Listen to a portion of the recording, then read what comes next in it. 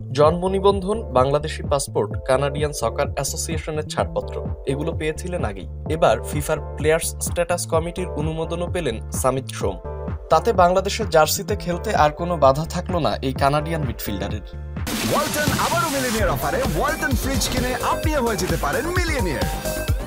Millionaire ছড়াছড়ি দেশ জুড়ে, এটা শুধু ওয়ালটেনই পারে। লাল সবুজের জার্সিতে খেলার জন্য বৈশ্বিক ফুটবলের নিয়ন্ত্রণ সংস্থা ফিফার প্লেয়ার্স স্ট্যাটাস কমিটির অনুমোদন পাওয়া বাকি ছিল সামিতের। ফলে ২৭ বছর বয়সী এই মিডফিল্ডারের বাংলাদেশে হয়ে খেলার পথে আর কোনো অন্তরায় থাকলো না বলে গণমাধ্যমকে জানিয়েছেন বাফুফের সহসভাপতি ফাহাদ করিম। এর আগে গত ২০ এপ্রিল জন্ম নিবন্ধনের কাগজ পেয়েছিলেন সামিত। ১ মে পেয়ে যান কানাডা সকার অ্যাসোসিয়েশনের ছাড়পত্র।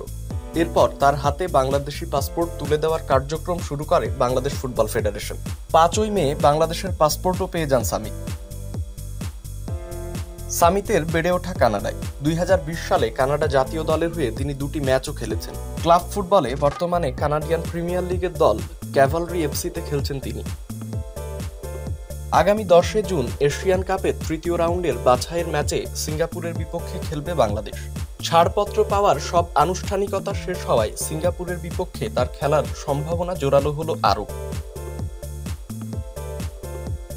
গত ২৫ মার্চ এশিয়ান কাপ বাছাই পর্বে ভারতের বিপক্ষে ম্যাচ দিয়ে বাংলাদেশের হয়ে অভিষেক হয় হামজা চৌধুরী।